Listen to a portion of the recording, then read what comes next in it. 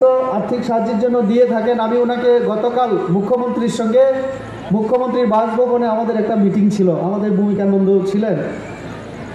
আমি জনজাতি কল্যাণমন্ত্রী রামপদ জমাতিয়াজিকে ব্যক্তিগতভাবে অনুরোধ করেছি যে আপনি আপনার তরফ থেকে দেখবেন, কারণ উনি নতুন মন্ত্রী হয়েছেন। এরপরে আমি জানি টিটি এডিসি তারাও সব সম্প্রদায়কে কোনো না কোনোভাবে কম হোক বা বেশি হোক সাহায্য করে থাকেন। আমি মনে করি এই তিনটা দপ্তর থেকে আপনারা অবশ্যই পাবেন কিছু কিছু পরিমাণে। আর এই যে অনুষ্ঠান হচ্ছে, এখানে যে খরচা হচ্ছে, আমি সবার সুবিধার জন্য আমি একটু শেয়ার করতে চাই। আমি সবার সঙ্গে এই তথ্যগুলো আমি বলতে চাই। আমরা বিভিন্ন ডিপার্টমেন্টকে দায়িত্ব দিয়েছি, যেমন ব্লকে দায়িত্ব দিয়েছি আপনি এই কাজটা করবেন, ফরেস্ট ডিপার্টমেন্টকে বলেছি আপনি একটা গেট করবেন, ফিশারিকে বলেছি আপনার ওখান থেকে যদি মাছের দরকার হয় আপনারা একটু মাছ দিয়ে সাহায্য করবেন, ফুড ডিপার্টমেন্টকে বলেছি অন্তত রেশনের মূল্যে আপনারা কম মূল্যে একটু চাল দেবেন, 10 কুইন্টাল 12 কুইন্টাল যা দরকার। এইভাবে প্রত্যেক ডিপার্টমেন্টকে আমরা দায়িত্ব দিয়েছি। শুধু ফুড রেশনের চাল বাদে আপনারা সবটাই অনেকটা 100% সরকারি খরচা আপনারা পাবেন।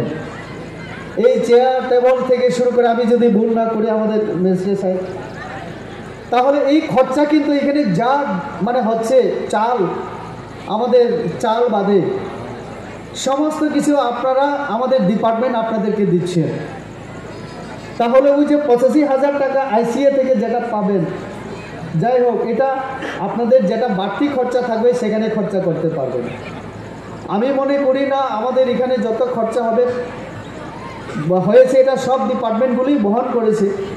তো কাজে আপনাদের আর্থিক একদম অনটনে পড়তে হবে বা দেনা আপনাদের থাকবে আমি মনে করি না। তো কাজেই সরকারি নিয়মে আইসি কীভাবে বিলটা করবে, হয়তোবা আপনারা ভাউচার জমা দেবেন উৎসবের পরে। আমি যেহেতু ত্রিপুরা সম্প্রদায়ের আমি দীর্ঘদিন কাজ করেছি, আমি জানি উৎসবের পরে ভাউচার খরচা সমস্ত কিছু হিসাব তাদেরকে দিতে হয়।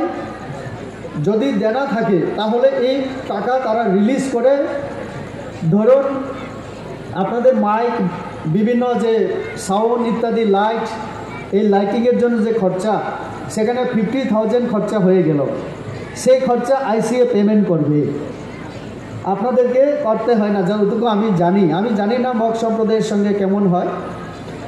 তো আর্থিক চিন্তা আপনাদের করার প্রয়োজন মনে আমি করি না। আমি কথা বলতে চাই, আমাদের রাজ্য সরকার, বিশেষ করে আমাদের যে বর্তমান রাজ্য সরকার, আমাদের সরকার আসার পরে আমরা সব থেকে গুরুত্ব দিয়েছি জনজাতিদের আত্মসম্মান, জনজাতিদের অধিকার দেওয়ার জন্য।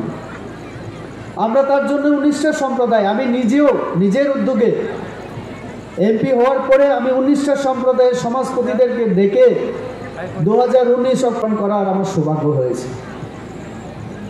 যখন আমার কাছে আপনাদের সমাজের কয়েকজন আমার কাছে গেছেন, যাওয়ার পরে আমাকে বললেন যে এবারে আমাদের সিদ্ধান্ত হয়েছে গন্ডাছড়াতে করা হবে।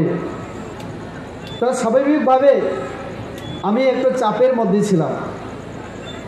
যদি কোনো কারণে কোনো ভিলেজ কাউন্সিলের নির্বাচন ঘোষণা হয়ে যায়, এরকম কোনো বড় সিদ্ধান্ত সরকারের হয়ে যায়, তাহলে এই ফেস্টিভ্যাল করা খুব কঠিন ব্যাপার ছিল।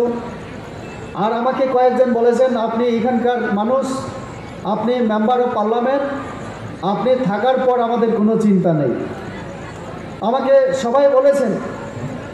তার জন্য একটু আমি চাপের মধ্যে ছিলাম। যদি পরিস্থিতির কারণে আমরা ঠিকভাবে করতে না পারি তাহলে আমার জন্য এবং আমাদের এই এলাকার জন্য, সবার জন্য এটা একটা অস্বস্তিকর ব্যাপার হয়ে দাঁড়াবে। তার জন্য আমি আমাদের সম্প্রদায়ের যারা নেতৃত্ব তাদেরকে আমি পরামর্শ দিয়েছিলাম যে ডিএম অফিসে গিয়ে যেন একবার যোগাযোগ করে একবার চিঠি আনুষ্ঠানিকভাবে দেয়। পরে ডিএমের সঙ্গে আমি টেলিফোনে কথা বলে মিটিং ফিক্স করি। যখন মিটিংয়ে ওনারা উপস্থিত হলেন, আমি মিটিং যাওয়ার আগে আমি বলেছিলাম যে আপনারা সমস্ত কিছু রেডি করে নিয়ে আসুন, কি কি ধরনের সাহায্য আপনাদের দরকার আমি তাদের সামনে আমি বলছি। কি কি ধরনের সাহায্য আপনাদের দরকার শুধু লিস্টটা নিয়ে আসবেন। ওনারা লিস্ট নিয়ে গেলেন, তার মধ্যে অনেক কিছু বিষয় তারা নিতে পারেননি হয়তোবা, আমি জানি না এর আগে এরকম করে হয়েছিল কি না, বা কোনো এমপি বা আমাদের কোনো এরকম বড় কোনো নেতৃত্ব নিজের উদ্যোগে এরকম মিটিং করে সমস্ত বিষয় দেখার চেষ্টা হয়েছিল কিনা আমার জানা নেই। যেমন তাদের যে দাবি তার বাইরেও আমরা স্বেচ্ছায় জিজ্ঞেস করেছি যে এটা কেন লাগবে না, এটা লাগবে কি না। এই সমস্ত বিষয়গুলি আমরা খতিয়ে দেখে আমরা দেওয়ার চেষ্টা করেছি। আমি জানি না তারপরও কী ত্রুটি আছে।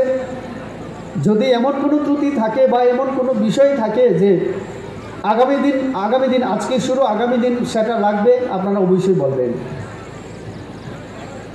এইখানে একটা কথা আমি বলতে চাই, যেহেতু আমাদের সাধারণ সম্পাদক এমএসকো তিনি বলার চেষ্টা করেছেন যে অনলি শুধু 85,000 টাকা তাদেরকে আর্থিক অনুদান দেওয়া হয় সরকারের পক্ষ থেকে, কিন্তু আমি যতটুকু জানি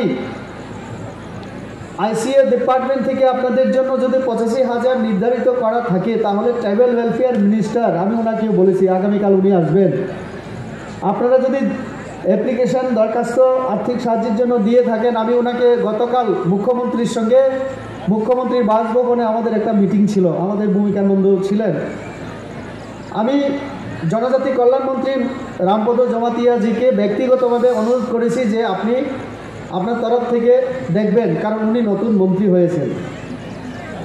এরপরে আমি জানি টিটি এডিসি তারাও সব সম্প্রদায়কে কোনো না কোনোভাবে, তার জন্য আমি আন্তরিকভাবে ধন্যবাদ জ্ঞাপন করছি সবাইকে যারা এই কাজে অংশগ্রহণ করেছেন, সহযোগিতা করেছেন। আমি তো জানি 19টা সম্প্রদায়ের মধ্যে মগ সম্প্রদায় একটা অন্যতম। এই মগ সম্প্রদায়ের সংখ্যায় জনসংখ্যার দিক থেকে একটু কম হলেও ত্রিপুরা রাজ্যের মধ্যে আমি বলতে চাই সব থেকে শান্তিপ্রিয় এবং অহিংসার বাণী যদি কেউ প্রচার করে থাকে এই বৌদ্ধ ধর্মের মাধ্যমে, তাহলে আমাদের এই মগ সম্প্রদায় সংখ্যায় কম হলেও সাংস্কৃতিক দিক থেকে আমাদের মগ সম্প্রদায় কোনো অংশেই কম না। আমি দেখেছি মগ সম্প্রদায়ের মধ্যে সংস্কৃতিকে নিয়ে চর্চা, নাচ গান, নিজস্ব সংস্কৃতি এবং ঐতিহ্যকে ধরে রাখার ক্ষেত্রে আপনারা কাজ করে চলেছেন এবং আপনাদের যে যোগাযোগ সারা বিশ্বের বৌদ্ধ ধর্ম যেখানে যেখানে আছে, সেই থাইল্যান্ড, মায়ানমার থেকে শুরু করে ভারতবর্ষের বিভিন্ন রাজ্যের সঙ্গে আপনাদের যোগাযোগ আছে। এখানে যে সমস্ত আপনাদের ট্রেডিশনাল যে ড্রেসগুলি আপনারা পরিধান করেন, এগুলিও আমি শুনে অবাক হই। এখানে লুঙ্গি পরার জন্য অনুরোধ করা হয়েছিল, আমি দুঃখ প্রকাশ করছি, আমি আমার পরার অভ্যাস নেই, তার জন্য আমি পড়তে পারিনি, কিন্তু যারাই পড়েছেন খুব সুন্দর লেগেছে। এবং এইটাও আমি শুনেছি অনেক সময় থাইল্যান্ড থেকে বাইরের থেকেও আপনারা আনেন। তো এতেই প্রমাণ হয় যে আপনারা শুধু ত্রিপুরা নিয়েই, ভারতবর্ষ নিয়ে আপনারা থাকেন না, পুরো বিশ্বের সঙ্গে বিশ্বের সমাজ কিভাবে এগিয়ে চলছে, বিশ্বের অন্যান্য সমাজ এবং সংস্কৃতি ধর্মকে কিভাবে উন্নয়নের মাধ্যমে সামনে এগিয়ে চলছে, এই সমস্ত বিষয়ের উপরে আপনাদের নজর আছে। তার জন্যই আমি মনে করি যে আমাদের রাজ্য সরকারের যত উৎসব সরকারিভাবে পালিত হয়, তার জন্যই আমাদের রাজ্য সরকার আপনাদেরকেও স্বীকৃতি দিয়ে তথ্য সংস্কৃতি দপ্তরের উদ্যোগে এই উৎসব করার জন্য আপনাদেরকে সাহায্য করা হয়। আমি সাংসদ হওয়ার পরে, এমপি হওয়ার পরে এই পর্যন্ত 3.5 বছরে 3 সম্প্রদায় আমার কাছে গেছেন। আমি চেষ্টা করেছি সব সম্প্রদায়কে সমানভাবে, সমান দৃষ্টিতে দেখে সম পরিমাণে সাহায্য করা। প্রথম ব্রু সম্প্রদায় রিয়াংদের হজাগিরি করব হয়েছিল, চেষ্টা করেছি সেইভাবে সাহায্য করা। গত বছর আমাদের ত্রিপুরা সম্প্রদায়ের ত্রিপুরা চুবলাই বুথু দুমাসরাতে দুদিন থেকে আমি সেখানেও চেষ্টা করেছি নিজেও, যদিও আমি করবুকে যেতে পারি না, আমার পার্লামেন্টের কোনো কাজ ছিল, তার জন্য আমি থাকতে পারিনি। এবারে যেহেতু আমার পার্লামেন্টের অধিবেশন নেই, তার জন্য আমি কথা দিয়েছিলাম অন্তত প্রথম দিন আমি যে কোনো মূল্যে আমি এই 19তম লক্ষ্যে আমার ব্যক্তিগত তরফ থেকে এবং আমাদের মগ সম্প্রদায়ের তরফ থেকে, আমাদের এই উৎসব উদযাপন কমিটির তরফ থেকে আমি আন্তরিক শুভেচ্ছা ধন্যবাদ জ্ঞাপন করছি। ধন্যবাদ এই কারণে, এখানে আমাদের মগ সোশিও কালচারাল অর্গানাইজেশনের যিনি সাধারণ সম্পাদক, ওনার ভাষণে উনি পরিষ্কার বলেছেন আমাদের মগ সম্প্রদায়ের লোক সংখ্যা আমাদের গন্ডাছড়ায় অত্যন্ত কম। তাদের একটা সময় চিন্তা ছিল যে এই গন্ডাছড়ায় যদি এই উৎসব করা হয়, উৎসব সফলতার সঙ্গে সম্পন্ন করা যাবে কিনা, কোনো ধরনের অসুবিধা হবে কিনা, নানান ধরনের তাদের মনের মধ্যে প্রশ্ন ছিল। কিন্তু অত্যন্ত আনন্দের এই পর্যন্ত যে উদ্বোধনী অনুষ্ঠান আমাদের চলছে, এই পর্যন্ত আমি মনে করি এখানে আমরা বিভিন্ন সম্প্রদায় জনজাতির তো আছে, পাশাপাশি আমাদের যেমন আদিত্য সরকার আমাদের বাঙালি সম্প্রদায় থেকে রিপ্রেজেন্ট করছেন, আরও অনেক সম্প্রদায়ের আমরা সবাই মিলিত হয়ে সুন্দর পরিবেশে আমাদের এই উৎসব আমরা উদযাপন করছি। আমি আনন্দিত এবং খুশি এই কারণে, আমাদের যিনি বুদ্ধ ধর্মের প্রচারক, ওনার সঙ্গে নিয়ে অনেকবার আমার দেখা হয়েছে। উনি ধর্ম প্রচারের জন্য ভারতবর্ষের বিভিন্ন জায়গায় যান এবং বিদেশেও যান। তো যার কারণে ওনার পক্ষে একটু বাংলায় আলোচনা করা সহজ অসুবিধা ছিল, তার জন্য তিনি হিন্দিতে খুব সুন্দর আলোচনা করেছেন। ওনার ভাষণে আমি বুঝতে পেরেছি যে আমি যেহেতু এই এলাকার, তার জন্য স্বাভাবিকভাবে অনেকের এই আশা ছিল যে এই উৎসব করার ক্ষেত্রে হয়তোবা আমাদের থেকে বাড়তি সাহায্য পাবেন। কিন্তু প্রথম দিন ডিএম অফিসে মিটিং এবং তারপরে যত কাজ হয়েছে, আমার অবদান এখানে একদম কমই ছিল। এই মঞ্চে বসা আমাদের এমডিসি থেকে শুরু করে এখানে যারা বিভিন্ন জাতি ধর্মের লোক আছেন, তাদের অবদান সব থেকে বেশি। এবং অবশ্যই আমি বলবো আমাদের ডিএম ডিস্ট্রিক্ট ম্যাজিস্ট্রেটের পরে আমাদের এসডিএম এখানে বসে আছেন, ওনার বিভিন্ন দপ্তরের অবদান সব থেকে বেশি। এবং অবশ্যই বিভিন্ন সম্প্রদায়ের এখানে যারা সমাজপতিরা, তাদের অবদান সব থেকে বেশি। কেননা সব সম্প্রদায়, সব প্রশাসনের সব দপ্তর যদি সহযোগিতা না করত, তাহলে যত স্টল আমাদের করার কথা ছিল, এই স্টল করা, এই যে এক্সিবিশনের ব্যবস্থা করা, সুন্দরভাবে ডেকোরেশনের মাধ্যমে পুরো মাঠকে এত সুন্দর করে সাজানো আমাদের পক্ষে সম্ভব ছিল না। তার জন্য আমি আন্তরিকভাবে ধন্যবাদ জ্ঞাপন। 2 দিন থাকবেন, যখন 3 দিনের জন্য আসবেন, আমাদের লকহাট, আমাদের এখানে কাঠি তৈরি ঘর হয়ে গেছে থাকার জন্য। 2500-3000 টাকা দিলে সুন্দর ঘরে থাকতে পারবেন লকহাটের মধ্যে। কিন্তু এইখানে কি করবেন ওনারা? বাইরের থেকে, বিদেশ থেকে যখন আসবেন, বাংলাদেশ, মায়ানমার, বিভিন্ন রাষ্ট্র থেকে এবং কাশ্মীর, গুজরাট থেকে যখন লোক আসবে, তারা শুধু দেখতে আসবে না প্রাকৃতিক সৌন্দর্য এবং জল, তারা দেখতে আসবে আমাদের জনজাতিদের সমাজ সংস্কৃতিকে, তারা দেখতে আসবে আমাদের এখানকার কালচারকে, তারা দেখতে আসবে এখানকার খাওয়া দাওয়া আমরা কিভাবে করি, সেটাকে খেয়ে টেস্ট করার জন্য, পরীক্ষা করার জন্য আসবেন। আপনাদের ভোটের আশীর্বাদে আমি এমপি হওয়ার পরে কাশ্মীরে যাওয়ার আমার সুযোগ হয়েছে। ভারতবর্ষের মধ্যে এখনও অনেক রাজ্য আছে যেখানে বিদ্যুৎ এখনও পৌঁছাতে পারিনি আমরা। স্বাধীনতার 75 বছর আমরা সুবর্ণ জয়ন্তী আমরা আমরা আজাদি কা অমৃত মহোৎসব আমরা পালন করছি। কিন্তু অনেক রাজ্য আছে যেখানে এখনও আমরা বিদ্যুৎ পানীয় জল দিতে পারি না। আমি এরকম কাশ্মীরে গিয়ে আমার অভিজ্ঞতা হয়েছে। বাইরে থেকে মানুষ গেলে কি চায়, ওই এলাকার জনগণ কেমন, ওই এলাকার জনগণ কারা কারা, মানে কোন কোন সম্প্রদায়ের, কোন ধর্মের। আর এই গন্ডাছড়া এমন একটা জায়গা, এখানে বুদ্ধ ধর্মের লোক, খ্রিস্টান ধর্মের লোক, হিন্দু ধর্মের লোক, আরও অনেক ধর্মের লোক হয়তো আমাদের এখানে আছে। তো তাহলে সর্বধর্মের সমন্বয়ে আমাদের গন্ডাছড়া, প্রাকৃতিক সৌন্দর্যে ভরপুর আমাদের গন্ডাছড়া। এখানকার মানুষের একটা ঐতিহ্য আছে, আমরা সবাই একসঙ্গে বসবাস করার পরে আমরা এক সম্প্রদায় অন্য সম্প্রদায়কে আমরা চিনি। এটাকে ধরে রাখতে হবে। আর এই যে উৎসব বা উৎসব এখানে করার যে পরিকল্পনা, আমি তার জন্য ধন্যবাদ জ্ঞাপন করি যে আমাদের মধ্যে যে সামাজিক সম্পর্ক, ওই যে বুদ্ধ ধর্মের সঙ্গে আমাদের হিন্দু, আমাদের খ্রিস্টান ধর্মের বা মগ সম্প্রদায়ের সঙ্গে চাকমা সম্প্রদায়, ত্রিপুরা, রিয়াং, আমার এখানে মলসম, বাঙালি, আমাদের মধ্যে যে সামাজিক সম্পর্ক এটাকে আরও সুদৃঢ় করবে। তার জন্য আজকে যে মুখ্যমন্ত্রী এসছেন, এখানে পরবর্তীকালে যখন বিদেশিরা আসবে তাদের সামনে আমাদের সংস্কৃতি তুলে ধরতে হবে। খাবার আইটেমগুলি আমরা গোদক খাই কি চাকুই খাই, আমরা যে লতা পাতা বিভিন্ন ধরনের আমরা যে এইগুলি বিদেশিদের কাছে আরও আকর্ষণীয়, তারা এগুলি চায়।